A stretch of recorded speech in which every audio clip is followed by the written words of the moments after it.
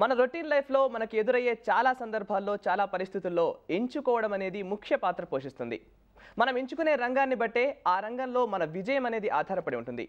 Art of choosing అనే topic పై మాట్లాడడానికి గంపా నాగేశ్వరరావు గారు ప్రస్తుతం మనతో పాటు ఉన్నారు. ఆయనతో మాట్లాడదాం. అదేవిధంగా ఇక్కడ ఎస్ఎల్సి కాలేజ్ స్టూడెంట్స్ కూడా మనతో పాటు స్టూడియోలో ఉన్నారు. వాళ్ళ డౌట్స్కి నాగేశ్వరరావు గారు క్లారిఫై చేస్తారు. నాగేశ్వరరావు గారు, ముందుగా రొటీన్ లైఫ్లో ఎక్కువగా ఎంచుకోవడం అనేది చాలా మందికి కన్ఫ్యూజన్ని క్రియేట్ చేస్తుంది, అట్ ద సేమ్ టైం క్లారిటీని కూడా ఇస్తుంది. సో ఈ విషయంలో ఇది నిజంగా ఒక కళగానే చెప్పాలి. దీన్ని చాలా ఇంపార్టెంట్ అండి. ఒక చిన్న గేమ్తో స్టార్ట్ చేద్దాం. సాయి గారు, 2 పువ్వులు ఉన్నాయండి ఇక్కడ నా దగ్గర. ఈ 2 ఫ్లవర్స్లో మీకు 2 మీ ముందు పెడుతున్నాను. ఒకటి ఎంచుకోండి. Right right you are choosing this. ఎందుకు చూజ్ చేసుకున్నారు చెప్పండి. లైక్ దట్, బాగుంది, వెరీ గుడ్, నాకు నచ్చింది. ఓకే, మీకు ఈ 2 ఫ్లవర్స్లో ఒకటి ఎంచుకోండి. ఎందుకు? You like yellow. ఓకే, మీరు ఇది చూజ్ చేసుకున్నారు, మీరు ఇది చూజ్ చేసుకున్నారు. ఓకే రైట్, మీరు ఎల్లో చూజ్ చేసుకున్నారు. ఓకే, తీసుకోండి, మీకు ఇది ఇస్తున్నాను. కొంతవరకు ఆలోచించాలి, కానీ తీసుకుంటాను.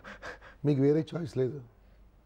వేరే చాయిస్ లేదు అన్నప్పుడు వేరే చాయిస్ ఇవ్వట్లేదు. నేను ఒకటే చాయిస్ ఇస్తున్నాను మీకు. ఇప్పుడు ఒకటే చాయిస్ ఇస్తున్నాను. మీకేం చేస్తున్నాను? ఒకటే చాయిస్ ఇస్తున్నాను. మీకు ఒకటే చాయిస్ ఇచ్చినప్పుడు ఈ వచ్చిన దాంతో అడ్జస్ట్ అవుతారా, ఆనందంగా ఉంటారా అనేది ఇంపార్టెంట్ అండి. ఓకే, అడ్జస్ట్ అయిన వాళ్ళు మొత్తం కూడా ప్రతి క్షణం బాధపడుతూ ఉంటారు, ప్రతి క్షణము స్ట్రెస్లో ఉంటారు, ప్రతి క్షణము మానసిక వ్యధలో ఉంటారు. ఇది నాకు అవకాశం లేదు కాబట్టి, దీన్ని నేను తీసుకోవడం వల్ల వేరే అవకాశం లేదు కాబట్టి, ఈ చాయిస్ లేదు కాబట్టి I choose my choice. So ఎంచుకోవడానికి అవకాశం లేదు కాబట్టి నాకు వచ్చిన దాన్ని నేను ప్రేమిస్తాను అన్న వాళ్ళను ఈ ప్రపంచంలో ఎవరు బాధ పెట్టలేరు. ఎవరు బాధ పెట్టలేరు, ఆనందంగా ఉండగలరు. ఇక్కడి నుంచి స్టార్ట్ అవుతున్నాయి అన్ని ఇబ్బందులు, ఇక్కడి నుంచి స్టార్ట్ అవుతున్న అన్ని ప్రాబ్లమ్స్, ఇక్కడి నుంచి స్టార్ట్ అవుతున్న అన్ని frustrations, tensions, anger, stress, everything starts from this only. నాకు కావాల్సింది రాలేదేమో, నాకు కావాల్సింది రాదేమో, ఇది నేను తీసుకుంది మంచిది కాదేమో, అక్కడ అయిపోతున్నారు. మీరు చెప్పినట్టుగా ఇది అక్కడి వరకు కాంప్రమైజ్ అయ్యే వాళ్ళు ఉంటారు. కాంప్రమైజ్ కాకుండా నాకు అది కావాలి అనుకునే వాళ్ళు ఉంటారు. ఈ 2 ప్రాబ్లమే కదా సార్? కాంప్రమైజ్ అయినా ప్రాబ్లమే, అడ్జస్ట్మెంట్ చేసుకున్న ప్రాబ్లమే. Right, okay okay. కానీ నాకు అదే కావాలి అనుకోవడం కూడా ప్రాబ్లమే కదా? మీకు ఆ చాయిస్ లేదు. అది ఇంకా లేనప్పుడు, ఫర్ ఎగ్జాంపుల్ హైదరాబాద్ ట్రాఫిక్ నేను మార్చగలనా? హైదరాబాద్ ట్రాఫిక్లో నేను బండి మీద వెళ్తున్నాను సాయి గారు, వెళ్ళగానే సిగ్నల్ పడింది. సిగ్నల్ పడగానే నేను ఏం చేయాలి ఆ క్షణంలో?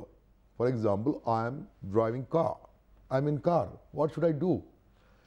ఆ లైట్, రెడ్ లైట్ పడ్డందుకు, సిగ్నల్ పడ్డందుకు నేను టెన్షన్ పడాలా? ఇది తప్పకుండా పడుతుంది కాబట్టి నేను దాన్ని ఎంచుకోవాలా? నేను ఎంచుకుంటే if I choose that red signal, I will enjoy this 2 minutes, I will enjoy my song, FM radio, beautiful, I enjoy, or enjoy others people also.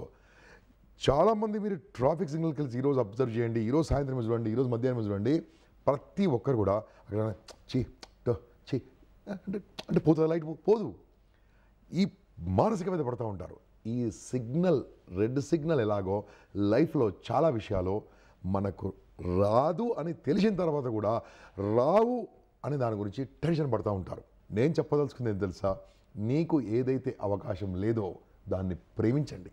Right sir, మీరు చెప్పింది ఒక అల్టిమేట్ థింగ్స్ అంటే మార్చలేని వాటిని మనము ఇంకా ఎంచుకోవడం అనేది ఉండదు. Exactly right. కానీ కొన్ని విషయాల్లో, కొన్ని ఎంచుకోవాల్సిన విషయాల్లో, ఒక గ్రూప్ విషయం కానివ్వండి, చిన్నవే, ఒక బ్రాంచ్ తీసుకోవడం కానివ్వండి, ఒక ఇంజనీరింగ్లో ఇన్స్ట్రుమెంటేషన్, మెకానికల్ ఏది స్కోప్ ఉందో అట్లాంటివి ఉంటాయి కదా. సో అక్కడ ఇంట్రెస్ట్కి ప్రాధాన్యత ఇవ్వాలా, లేకపోతే అవకాశాన్ని ఇప్పుడు మనం ఇది బాగుంది అని వెళ్ళాలా, లేకపోతే ఇంకోటి బాగుందేమో దానికి వెళ్ళాలనుకునే పొజిషన్లోకి వెళ్ళాలి? అంటే అక్కడ ఏదో కన్ఫ్యూజన్ క్రియేట్ అవుతుంది. మార్కుల ప్రకారము, మీ ర్యాంకింగ్ ప్రకారం, మీ స్కోర్ ప్రకారం మీకు మెకానికలే వచ్చింది, మీకు సిఎస్సి రాదు. Accept mechanical, but don't adjust with mechanical. If you adjust with mechanical 4 years pain, దాని తర్వాత కూడా పెయిన్. సో యాక్సెప్టెన్సీకి, అడ్జస్ట్మెంట్కి కొంత క్లారిటీ ఇవ్వగలుగుతారా? Yeah, acceptance is love. For example my parents, I can't change them, I have to love my parents, that's it.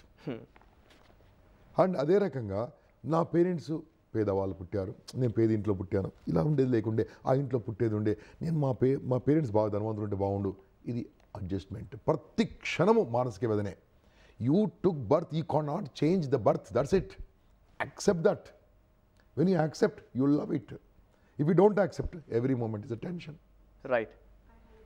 Yeah, మీరు enjoy చేయాలి అన్నారు, ఏ చాయిస్ అయినా కానీ చాలామంది ఏంటంటే దానికి అడ్జస్ట్ కాలేక స్ట్రెస్ ఫీల్ అయ్యి సూసైడ్ అటెంప్ట్ చేస్తున్నారు. సో దీనికి కారణం ఏంటంటారు? ఓకే, నేను కరెక్ట్ ఇప్పుడు అదే అడిగావు. ఏం చేస్తారంటే నేనొకటి అనుకున్నాను, కానీ నేను అనుకుంది ఒకటి, జరిగింది ఒకటి. ఆ జరిగింది ఒకటి దాంట్లో ఫర్ ఎగ్జాంపుల్ ఇంకో సింపుల్ చెప్తాను మీకు అర్థమైంది. నేను మామూలుగా రోడ్డుపై నుంచి వెళ్తున్నాను, నన్ను ఏదో పిలిచారు, నా పేరు గంపా నాగేశ్వరరావు, వాళ్ళు ఏదో పిలిచారు. పిలిస్తే నేను దానికి తిరిగి జవాబు ఇచ్చాను. తిరిగి జవాబు ఇవ్వడం వల్ల నేనేం చేశాను, అతనికి రెస్పాండ్ చేశాను. ఈ రెస్పాండ్ వల్ల ఏమైందంటే నా దారి మొత్తం తప్పిపోయింది. నేను ఏమించుకోవాలి, నా దారిలో నేను వెళ్తున్నాను, వాళ్ళు ఏమంటే నాకు అవసరం లేదు. I choose my life, I choose my today's present position, today's present ఈ మూమెంట్ నేను ఎంజాయ్ చేస్తాను. ఈ సూసైడ్స్ కారణం ఏంటమ్మా మెయిన్గా అంటే, వాళ్ళు అనుకుంది దొరకనప్పుడు ఎలాగూ దొరకదు. అది దొరకనప్పుడు ఏం చేస్తారంటే దొరకలేదు అని ప్రతి క్షణం ఆలోచిస్తూ ఉంటారు. అలా ఆలోచించే బదులు నేనేమంటానంటే దొరకడానికి అవకాశం లేదు. ఇలా ఆలోచించడం వల్ల ఆ మనిషి లైఫ్ లాంగ్ కుంగిపోతూ ఉంటాడు. If you accept, as I can not change, ఆ మనిషిని ఎవరు బాధ పెట్టలేరు. నాగేశ్వరరావు గారు, ఏదైనా ఆల్టర్నేటివ్స్ ఉన్నప్పుడు కనుక, అవకాశాల విషయంలో, ఆపర్చునిటీస్ విషయంలో ఒక 3-4 అవకాశాలు ఉంటే కనుక దాంట్లో ఏదో ఒకదాన్ని ఎంచుకోవాల్సిన పరిస్థితి వచ్చినప్పుడు ఏ అంశాలని మనం పరిగణలోకి తీసుకోవాలి ఆ ఎంచుకునే విషయంలో? ఓకే, ఫస్ట్ మన స్తోమత, ఫస్ట్ మన కెపాసిటీ.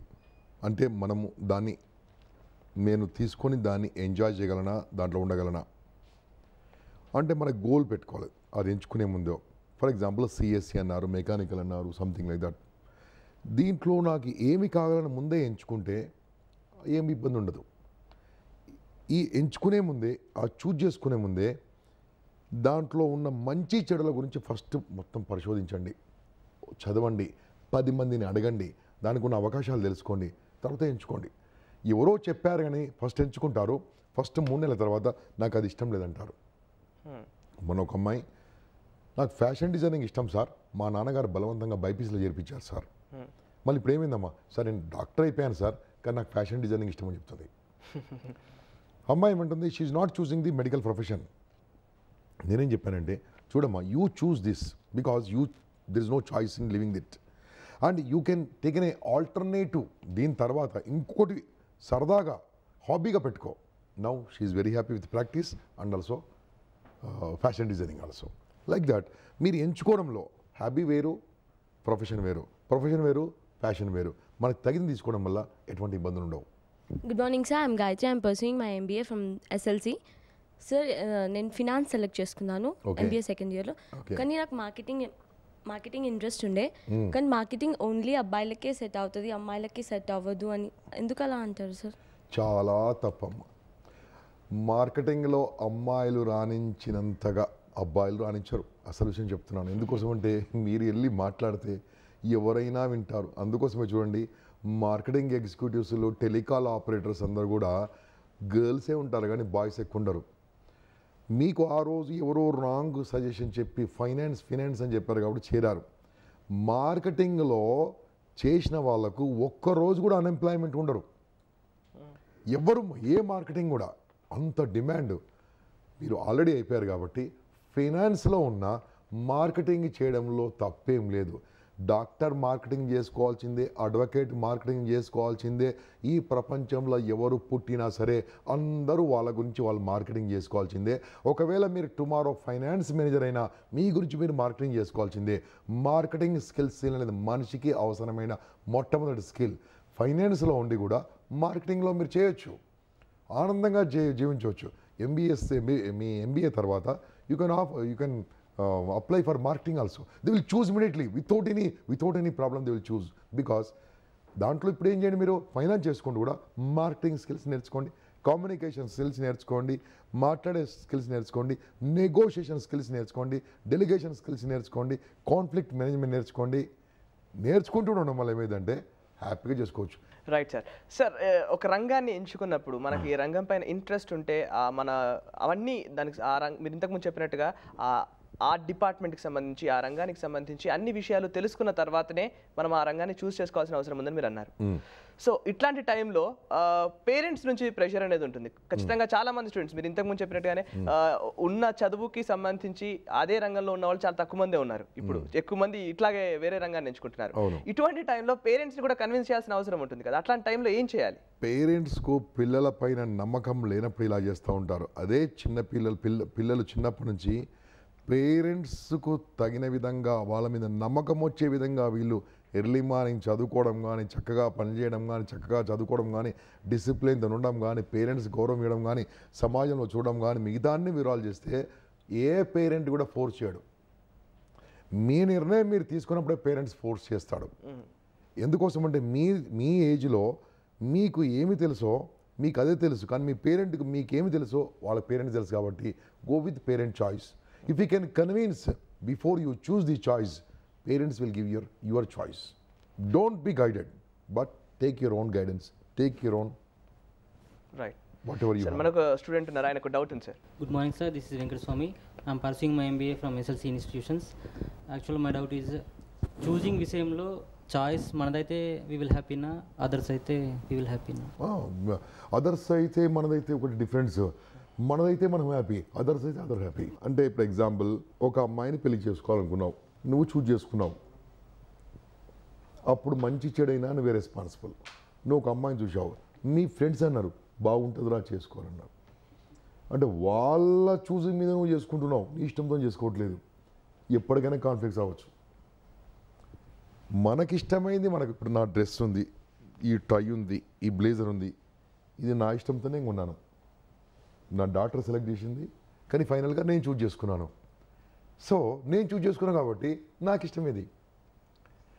అదే నా డాటర్ చూజ్ చేసిన తర్వాత డాడీ తీసుకో అంటే అది నాకు నచ్చకుంటే వేసుకున్నప్పుడల్లా నాకు బాధనే ఉంటుంది. మన లైఫ్ కూడా అంతే. ఎక్కడైతే ఎంచుకున్నామో ఎంచుకున్న తర్వాత నో సెకండ్ థాట్. ఎంచుకోకముందే మీరు ఆలోచించుకోండి. ఎంచుకున్న తర్వాత నో సెకండ్ థాట్. అప్పుడు ఎంచుకున్న తర్వాత దాన్నే ప్రేమించండి, ఎంచుకున్న తర్వాత దాన్నే లవ్ చేయండి, దాంట్లో రాణించవచ్చు. Right sir. Opportunity knocks the door at once అంటారు. ఒక్కసారి వచ్చిన ఆపర్చునిటీని ఖచ్చితంగా మనం యూజ్ చేసుకోవాలంటారు.